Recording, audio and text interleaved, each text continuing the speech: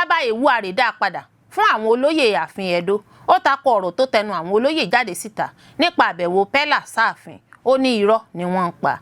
Ìjọba àpapọ̀ kò rojú sí ìkọlù ṣíṣe àṣemáṣe pẹ̀lú àwọn obìnrin níbi àjọ̀dún ìbílẹ̀ tó wáyé nípínlẹ̀ Delta. Ìjọba pàṣẹ fún fífi ìgbóró òfin gbé àwọn arúfin náà.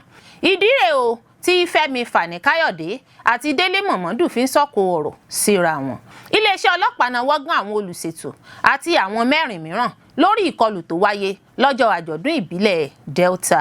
Àwọn tó ń ṣagbátẹrù tó ń fowó ran Boko Haram lọ́wọ́ jẹ́ àwọn ẹni táwọn aláṣẹ mọ̀. Wọn ò kàn dárúkọ wọn ni. Ọ̀gágun Buratai ló fọ̀rọ̀ léde bẹ́ẹ̀. Ikọ̀ ológun náà wọ́gán àwọn afurasí ọ̀daràn àti agbésùnmọ̀mí 53 53 nípínlẹ̀ Plateau. Olórí Olúwaṣìndárayọ̀ nínú ayé tèmi ni oníròyìn yín. Ẹ gbọ́ àtúpalẹ̀ àwọn ìròyìn náà lẹ́kùnrẹ́rẹ́. Ẹ káàbọ̀ sí ìkànnì Drive TV. Fún ìgbà àkọ́kọ́, ẹ gbìyànjú láti like, share, subscribe kẹ́ ẹ lè máa gbádùn wa lóòrèkóòrè. Ayaba Ewuare dá padà fún àwọn olóyè ààfin Ẹdó. Ó tako ọ̀rọ̀ tó tẹnu àwọn olóyè jáde síta nípa àbẹ̀wò Pella sáàfin. Ó ní irọ́ ni wọ́n ń pa. Awuyewuye nípa gbajúmọ̀ orí ayélujára TikTok Habib Adelaja tí ọ̀pọ̀ mọ̀ sí Pella sí ààfin ọba Benin tó ti gbọ̀nà míì yọ bí Ayaba Ewuare tìlú Benin ṣe tako ọ̀rọ̀ tó tẹnu àwọn olóyè jáde síta pé àbẹ̀wò Pella sí ààfin jẹ́ èyí tí kò ní àṣẹ ìbuwọ́lù rárá bó ti wù kó mọ̀. Ìfèsì Ayaba ló wáyé lẹ́yìn tí wọ́n dá dúró láàfin nípasẹ̀ àwọn ìgbìmọ̀ ọba Benin pẹ̀lú àwọn olóyè kan àti àwọn òṣìṣẹ́ láàfin lórí ohun tí ìgbìmọ̀ náà ṣàpèjúwe gẹ́gẹ́ bí àìbọ̀wọ̀ fún ibi mímọ́ láàfin. Pella, ẹni tó ń rìnrìn àjò káàkiri ilẹ̀ wa Nàìjíríà, ló ṣe bẹ́ẹ̀ ṣàbẹ̀wò sí ààfin nílùú Benin nípínlẹ̀ Ẹdó lọ́jọ́ 6 oṣù kẹta. Pella ní àwọn òṣìṣẹ́ ààfin ọba Benin kan kí káàbọ̀ lásìkò àbẹ̀wò rẹ̀, èyí tó padà di awuyewuye láàfin ọba orí adé ọrùn ìlẹ̀kẹ̀ ìlú náà.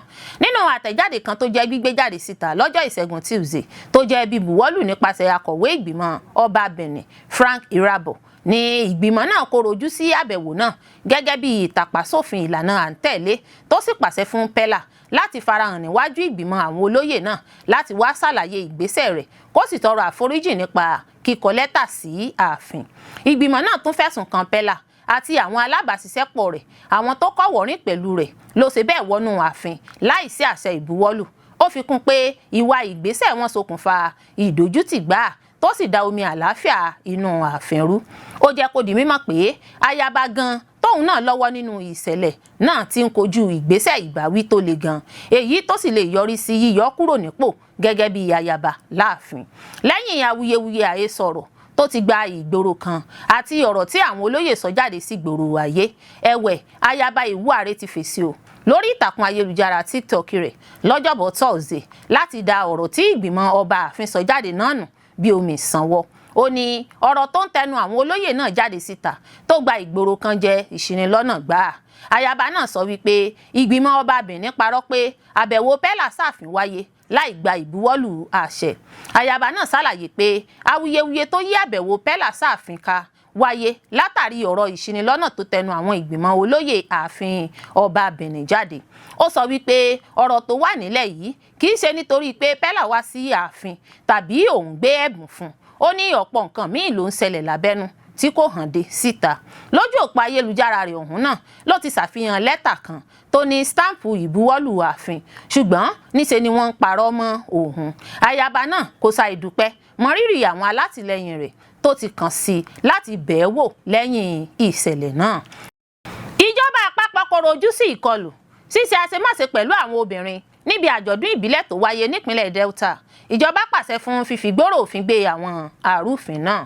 Ìjọba àpapọ̀ ti pàṣẹ pé kí wọ́n fi gbòòrò òfin gbé àwọn àṣeláàbí náà tí wọ́n lọ́wọ́ nínú ìkọlù àti ṣíṣe àṣemáṣe pẹ̀lú àwọn obìnrin níbi àjọ̀dún ìbílẹ̀ kan nílùú Ozoro nípínlẹ̀ Delta. Mínísítà fọ́rọ̀ obìnrin àti ìdàgbàsókè àwùjọ Imam Sulaiman Ibrahim pàṣẹ náà nínú àtẹ̀jáde kan tó jẹ́ bíbuwọ́lù nípasẹ̀ olórí ẹ̀ka fétò ìròyìn àti ìlú koro nílé iṣẹ́ náà Ahmed Dambazao lọ́jọ́ Ẹtì Friday lólú ìlú ilẹ̀ wa l'Àbújá. Àṣẹ náà ló wáyé lẹ́yìn tí fídíò kan gba orí ìtàkùn ayélujára lọ́jọ́bọ̀ Thursday, èyí tó ṣàfihàn bí àwọn ọ̀dọ́kùnrin kan ṣe ń ṣèkọlù sáwọn obìnrin tí wọ́n sì ń faṣọ mọ́ wọn lọ́rùn.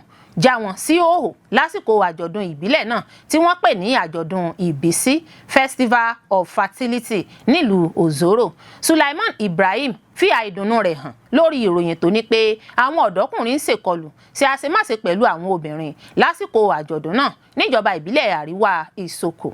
Nígbà tó gbóríyìn fún ìdásí kánmọ́nkóbó iléeṣẹ́ ọlọ́pàá ìpínlẹ̀ Delta, ó pè fún nínà tán láì figbá kan bọ̀kan nínú. Nínú àtẹ̀jáde kan tó jẹ́ gbígbé jáde síta lọ́jọ́ Ẹtì Friday, kọmíṣánná fún ọ̀rọ̀ iṣẹ́, ojú ọ̀nà gbèríko àti ìbáraàlú sọ̀rọ̀ Charles Anigu ké sí àwọn àjọ elétò ààbò láti ṣe ìwádìí ìṣẹ̀lẹ̀ náà kí wọ́n sì rí i dájú pé wọ́n nawọ́ gán àwọn àṣeláàbí náà kí wọ́n sì fi wọ́n jófin láìsí ìdádúró kankan. Ó ṣàpèjúwe ìṣẹ̀lẹ̀ náà gẹ́gẹ́ bí ohun tó bani lọ́kàn jẹ́ tí kò jẹ́ ìtẹ́wọ́gbà tó sì tako iyì ọmọnìyàn, ààbò ìlú àti òfin. Ó sọ wípé ìwé òfin orílẹ̀-èdè àti òfin ìpalára tako àwọn ọmọnìyàn, pèsè ààbò tako àwọn ọ̀ràn náà tó lè dá ìwà ipá ìbálòpọ̀ láre ní ọ̀nà èyíkéyìí. Ìkọlù àṣemáṣe jẹ́ ìwà ọ̀daràn tó le gan àti pé gbogbo àwọn ẹ̀sùn náà ni ó gbọdọ̀ jẹ́ wíwádìí lọ́nà tó lóòrìn kí àwọn ọ̀daràn náà sì jẹ́jọ́ lábẹ́ òfin pátápátá. Gẹ́gẹ́ bí mínísítà náà ṣe wí, ìwà ipá àṣemáṣe jẹ́ ìwà ọ̀daràn tó le gan tí ó gbọdọ̀ jẹ́ wíwádìí kí wọ́n sì fi àwọn àṣeláàbí náà jófin. Nítorí náà ó tún fẹsẹ̀ ìfarajìn ìjọba múlẹ̀ lójúnà láti mú ètò ààbò, iyì àti ààbò àwọn obìnrin àti ọmọdébìnrin lọ́kùnkúndùn. Sulaiman Ibrahim sọ wípé iléeṣẹ́ náà yóò mú àjọṣepọ̀ ìfọwọ́sowọ́pọ̀ pẹ̀lú iléeṣẹ́ tó ń rí sí ọ̀rọ̀ obìnrin nípínlẹ̀ Delta láti ṣàtìlẹ́yìn fún àwọn olùfarakásá tó fi mọ́ ìtọ́jú ọpọlọ, ìtọ́jú ìlera àti ìrànlọ́wọ́ nípa òfin. Ó fi kún pé ìgbésẹ̀ ìgbìyànjú yóò tún jẹ́ títẹpámọ́ nípa bíbá àwọn adarí ìlú àtàwọn májòbàjẹ́ ìlú sọ̀rọ̀ lórí bí wọn ó ṣe yanjú àwọn àṣà àti ìṣe tó mú ìpalára dání láti dènà irú ìṣẹ̀lẹ̀ bẹ́ẹ̀ lọ́jọ́ iwájú. Iléeṣẹ́ náà tún rọ àwọn aráàlú láti ṣiṣẹ́ papọ̀ pẹ̀lú àwọn aláṣẹ agbófinró lójúnà láti rí i dájú pé ìdájọ́ òdodo farahàn àti láti dènà irúfẹ́ ìṣẹ̀lẹ̀ bẹ́ẹ̀ lọ́jọ́ ọ̀la. Ìdí rèé o tí Fẹ́mi Fani-Káyọ̀dé àti Délé Mọ̀mọ́dù fi ń sọ̀kò ọ̀rọ̀ síra wọn. Láti bí ọjọ́ mélòó kan sẹ́yìn báyìí ni gbajúmọ̀ akọ̀ròyìn tó tún jẹ́ olóṣèlú ní Délé Mọ̀mọ́dù àti Fẹ́mi Fani-Káyọ̀dé, mínísítà ìrìn àjò òfurufú tẹ́lẹ̀, tí ń sọ kòbákùngbé ọ̀rọ̀ síra wọn lórí ayélujára. Àwọn ọ̀rọ̀ náà lè débi pé bí wọ́n ṣe ń fi èébú ara bú ara wọn ni wọ́n tún mẹ́nu bà àwọn tó bí wọn. Ìjà òṣèlú ni àwọn èèyàn kọ́kọ́ mọ̀ tó da Délé Mọ̀mọ́dù àti Fẹ́mi Fani-Káyọ̀dé táwọn èèyàn mọ̀ sí FFK pọ̀ kó tó tún di pé wọ́n ń fi èébú ara àti ìrandíran bú ara wọn. Yàtọ̀ sí pé bóyá Délé Mọ̀mọ́dù tó jẹ́ ọmọ ẹgbẹ́ ADC àti FFK tóun jẹ́ ọmọ ẹgbẹ́ APC ti lè mọ̀ bá ara wọn jà lábẹ́nú tẹ́lẹ̀ tẹ́nìkan ò mọ̀. Àmọ́ ohun tó rú èéfín wàhálà náà jáde láàrin wọn báyìí ní ọ̀rọ̀ tí a gbọ́ pé Délé sọ nípa ààrẹ Tinubu lórí ètò tẹlifíṣàn kan tó ṣe. Lórí ètò náà ni ìròyìn ti rọ̀ pé Mọ̀mọ́dù fi ìjọba ààrẹ Tinubu wé apàṣẹwàá olóògbé ọ̀gágun Sani Abacha. Ọ̀rọ̀ náà ni Fani-Káyọ̀dé fèsì sí lójú òpó ayélujára rẹ̀ tó ní òpùrọ̀ tó ń túrọ́ tàbí èlùbọ́ ní akọ̀ròyìn Délé Mọ̀mọ́dù. Àṣírí irọ́ tí Délé ń pa àti àìlójútì rẹ̀ ti hàn síta. Bó ṣe fi Tinubu wé Abacha kò tọ̀nà rárá. Tó bá jẹ́ apàṣẹwàá ní Tinubu, Délé àtàwọn tó ń sojú fún yóò ti kú tàbí kí wọ́n wà lẹ́wọ̀n báyìí. Bẹ́ẹ̀ ni FFK wí tó sì tún kìlọ̀ fún Délé Mọ̀mọ́dù kó yéé ba Tinubu jẹ lẹ́yìn tó bà á jẹ́ tán. Ó ní akọ̀ròyìn tí iléeṣẹ́ ìròyìn rẹ̀ ti dohun ìgbàgbé ni òun fúnra rẹ̀ kò sì jọ ẹni tó bá ìgbà mu mọ́. Fẹ́mi Fani-Káyọ̀dé wá sọ pé òun kò jẹ nǹkan kan lára Tinubu láti bí 40 ọdún kó tó di pé òun di ọmọ ẹgbẹ́ APC ní 2021 tóun sì polongo ìbò fún ní ọdún 2023. Ó ní látìgbà náà ni òun ti jẹ́ olóòótọ́ sí Tinubu. Ó ní àmọ́ Délé Mọ̀mọ́dù ìyàwó níjẹkújẹ tó ń tẹ̀lé Àtíkù tí ìyẹn kò sì ní oore kankan tí yóò ṣe fún ju kí irọ́ wọn ó jọ máa parọ́ fún irọ́ lọ. FFK káàdì ọ̀rọ̀ rẹ̀ nílẹ̀ pé ọmọ ilé ọlá lòun, oníbìníran sì ni òun pẹ̀lú. Délé nìkan ni ẹnìkan kò mọ̀ ju pé arébípa ni òun àti ìdílé rẹ̀ lọ. Ó ní kí ọkùnrin náà lọ mójútó ìlera rẹ̀ nítorí ìrísí rẹ̀ ń fẹ́ àkíyèsí àti àmójútó. Ẹ̀wẹ̀ nínú èsì Délé Mọ̀mọ́dù sí FFK lójú òpó Twitter tirẹ̀ náà lọ́jọ́bọ̀ Thursday, ó ní kí àwọn tó ń bẹ òun láti má ṣe fún FFK lésì má bínú, ṣùgbọ́n òun gbọ́dọ̀ fún lésì ọ̀rọ̀ rẹ̀ nítorí ẹnìkan tó fẹ́ràn láti máa fíràn ni. Òun máa ń fẹ́ mi dáadáa, ó fẹ́ràn láti máa fínràn ṣùgbọ́n òun náà ráyè fún láti bá mú nǹkan lẹ̀. Ó ní Fẹ́mi pé ìwé ìròyìn tó lórúkọ káàkiri àgbáyé Ovation ní ohun tí kò sí mọ́. Ó ní ọjọ́ 11 oṣù kejì ọdún 2026 yìí ló bẹ̀ òun pé kí òun bá gbé ìròyìn jáde lórí ọ̀kan lára àwọn ojú òpó ìròyìn òun nípa àṣeyọrí rẹ̀ lẹ́ka ìwé kíkà àti ìdílé tí òun sì bá gbé. Muhammadu sọ pé FFK sì fi àtẹ̀ránṣẹ́ ìdúpẹ́ sọwọ́ sóhun lórí rẹ̀. Ó ní ṣé ó ti wá ń ṣe àìsàn àìrántí báyìí ni tí kò fi rántí mọ́ tó ń pe òun ní akọ̀ròyìn àná tí kò bá ìgbà mu. Ó tún sọ bó ṣe lo ìwé ìròyìn tó pè lókùú náà fún ayẹyẹ ọjọ́bí ọmọ rẹ̀ ọkùnrin tí òun kò sì gba kọ́bọ̀ lọ́wọ́ rẹ̀ kóhun tó bá a lò ó. Muhammadu tẹ̀síwájú pé FFK tún fi àtẹ̀jíṣẹ́ ìdúpẹ́ ránṣẹ́ lórí ìyẹn náà o. Ó sọ bó ṣe bá a dá sí ìjà òun àti ìyàwó rẹ̀ tó kọ̀ nígbà tí obìnrin náà fẹ́ kóhun bẹ FFK kó lè jẹ́ kí òun máa rí àwọn ọmọ tó dá wọn pọ̀. Muhammadu wá béèrè pé iṣẹ́ wo ni Fẹ́mi ń ṣe ju pé kó máa salẹ̀ jẹ́ kiri lọ fún ipò òṣèlú. Ní ìtẹ̀síwájú àlàyé rẹ̀, Délé Muhammadu sọ nípa FFK pé gbogbo bó ṣe ń janu pé ọmọ olówó lòun, orúkọ rẹ̀ kò tí ì wọnú ìwé àgbáyé fún nǹkan gidi rí àfi fún àwọn ohun tí kò dáa. Bẹ́ẹ̀ ni Délé Muhammadu wí nípa Fẹ́mi Fani-Káyọ̀dé pẹ̀lú àlàyé pé ọ̀rọ̀ rẹ̀ yí òun ó ń wá ojú rere Tinubu kó lè rí ipò aṣojú Germany tí wọ́n fún un gbà ni àti kó lè bá rí òmìnira gbà. Bẹ́ẹ̀ ni òkú ọ̀rọ̀ ń sọlẹ̀ lọ́tùn lósì láàrin Délé Muhammadu àti Fẹ́mi Fani-Káyọ̀dé tí ẹnikẹ́ni kò sì tí ì mọ ibi tí ọ̀rọ̀ wọn yóò parí sí. Iléeṣẹ́ ọlọ́pàá nawọ́ gán àwọn olùṣètò àti àwọn 4 mìíràn lórí ìkọlù tó wáyé lọ́jọ́ àjọ̀dún ìbílẹ̀ Delta. Iléeṣẹ́ ọlọ́pàá ìpínlẹ̀ Delta ti nawọ́ gán àwọn èèyàn 5 tó fi máa darí ìlú àtàwọn olùṣètò àjọ̀dún ìbílẹ̀ Òzòrò tó lọ́wọ́ nínú ìṣẹ̀lẹ̀ ṣíṣe àṣemáṣe ṣíṣèkọlù sáwọn obìnrin lásìkò àjọ̀dún ọlọ́dọọdún nípínlẹ̀ náà. Alukoro iléeṣẹ́ ọlọ́pàá ìpínlẹ̀ náà Bright Idafe ti jẹ́ kó di mímọ̀ lójú òpó ayélujára lọ́jọ́ Ẹtì Friday pé adarí ìlú àti àgbà olùṣètò gẹ́gẹ́ bí olóyè Ọmọrèdè Sunday pẹ̀lú àwọn afurasí 4 láti Òràmùdù ní Òzòrò. Edafe sọ wípé kọmíṣánná ọlọ́pàá Àìná Adéṣọlá ti pàṣẹ kí wọ́n taari àwọn afurasí náà lọ ẹ̀ka agbófinró tó ń rí sí ìwádìí ìṣẹ̀lẹ̀ ìwà ọ̀daràn SCID. Ìfigbóró òfin gbé náà ló wáyé lẹ́yìn tí Adéṣọlá pàṣẹ iṣẹ́ ìwádìí ìfimúfínlẹ̀ lórí ìṣẹ̀lẹ̀ náà lẹ́yìn tí fídíò náà gba orí ayélujára kan èyí tó ṣàfihàn ẹgbẹ́ àwọn ọmọkùnrin kan tó ń ṣèkọlù sáwọn obìnrin lásìkò àjọ̀dún ìbílẹ̀ náà tí wọ́n sì ń faṣọ mọ́ wọn lára ṣe àṣemáṣe pẹ̀lú àwọn obìnrin náà. Ìṣẹ̀lẹ̀ náà ló wáyé lọ́jọ́bọ̀ Thursday ọjọ́ 19 oṣù kẹta lásìkò àjọ̀dún ọlọ́dọọdún lákòókò tí àwọn obìnrin ti gbọ́dọ̀ dúró nínú ilé láì jáde síta. Obìnrin yòówù tó bá sì jáde síta yóò ṣe kòńgẹ́ ìṣẹ̀lẹ̀ àṣemáṣe náà. Àwọn míì tiẹ̀ ní pé yàtọ̀ sí fífaṣọ mọ́ àwọn obìnrin lára, àwọn olùfarakásá míì lè bọ́ sọ́wọ́ ìfipábánilòpọ̀ bó tilẹ̀ jẹ́ pé a kò tí ì fìdí èyí múlẹ̀ títí di ìgbà tí à ń kó ìròyìn yìí jọ. Idafe ló ti ṣáájú ṣàpèjúwe ìṣẹ̀lẹ̀ náà gẹ́gẹ́ bí ìṣẹ̀lẹ̀ burúkú èyí tí kò ṣeé fetí gbọ́ rárá bó ti wù kó mọ̀ àti ìdójútì gbà. Ó fi kún ọ̀rọ̀ rẹ̀ pé iléeṣẹ́ ọlọ́pàá kò rojú sí ìṣẹ̀lẹ̀ náà pátápátá. Ìṣẹ̀lẹ̀ náà ló ṣokùnfà bí ọ̀pọ̀ àwọn èèyàn lórí ayélujára ṣe ń ké tantantan pé kí wọ́n dẹ́kun ìfipábá obìnrin lò pọ̀. Níṣe ni wọ́n tún pè fún ìdájọ́ òdodo lórí ọ̀rọ̀ náà. Àwọn tó ń ṣagbátẹrù tó ń fowó ran Boko Haram lọ́wọ́ jẹ́ àwọn ẹni táwọn aláṣẹ mọ̀, wọn ò kàn dárúkọ wọn ni. Ọ̀gágun Buratai ló fọ̀rọ̀ léde bẹ́ẹ̀. Olórí ikọ̀ ológun ilẹ̀ Nàìjíríà tẹ́lẹ̀ Tukur Buratai ti ní ẹnikẹ́ni kò lè di òun mú fún ẹ̀sùn pé wọn kò kéde orúkọ àwọn èèyàn tó ń ṣagbátẹrù tàbí fi owó ran ìgbésùnmọ̀mí lọ́wọ́ lórílẹ̀‐èdè Nàìjíríà.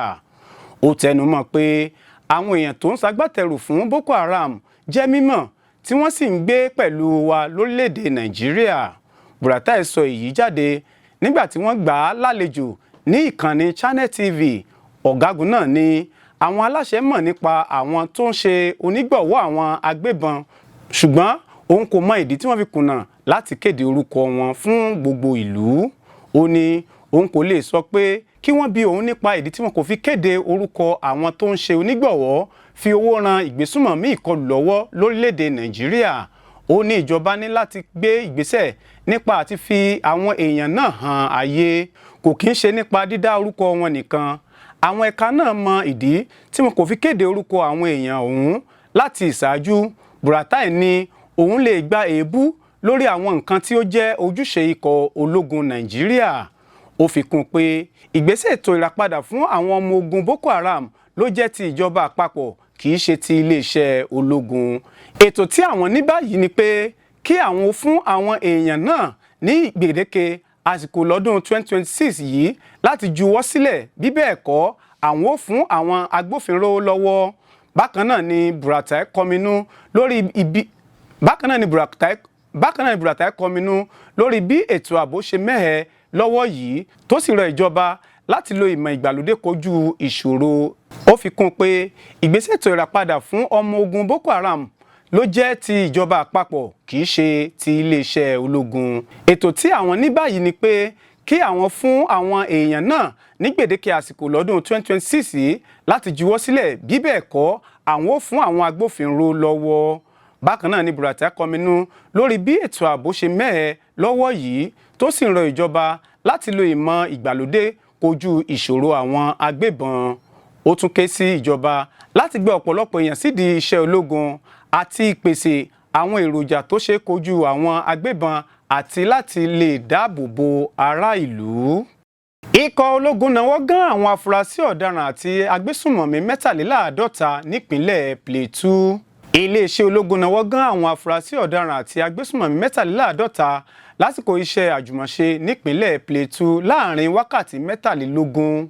Gẹ́gẹ́ bí àbájáde ìròyìn iṣẹ́ náà tó dé sọ́wọ́ àwọn akọ̀ròyìn nílẹ̀ Nàìjíríà lọ́jọ́ Ẹtì Friday, ikọ̀ ológun Operation Ensuring Peace gùnlé iṣẹ́ ìréde níjọba ìbílẹ̀ Barkin-Ladi àti ìjọba ìbílẹ̀ Àríwá Jos.